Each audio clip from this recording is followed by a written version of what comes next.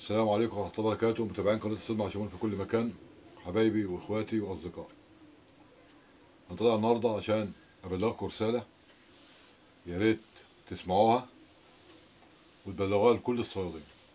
كل واحد يعرف صياد صديقه يبلغه. من يومين كنت جاي على مية في الشلطيات اسمها السيد عبد العال.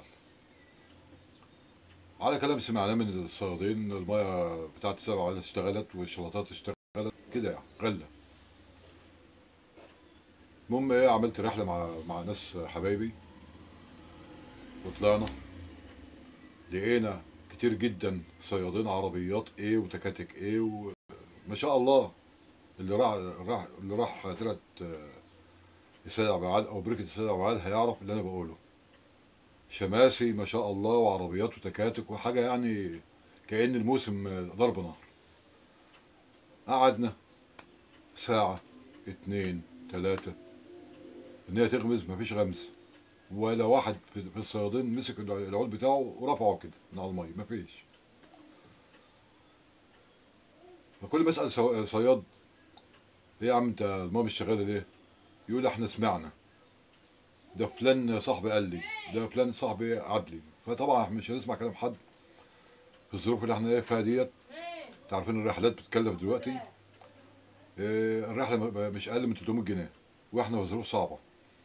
فديت نصيحه طالعه اقولها لكم: مفيش ميات اشتغلت في شادر عزام، ولا متهيألي كلمت ناس في كفر الشيخ، مفيش. عايز تطلع تيجي بهوايتك، خد عودك وهات ورقه ايه خضار اللي هي الرين وحبلين طعمه وصل جنب بيتك او اي ميه جنب بيتك. لكن دلوقتي حرام انك تطلع تعمل رحله وتكلف نفسك، فصعبه جدا اليومين دول. مفيش ميه شغاله من اول الشلاطيات لغايه شادر عزام، مفيش. فنصيحه لوجه الله، ويا ريت كل الصيادين يبلغوها للصيادين اصحابهم ان هم بلاش اليومين دول، وبعد العيد ان شاء الله. حتى في رمضان متهيألي مش هتشتغل. فدي نصيحه،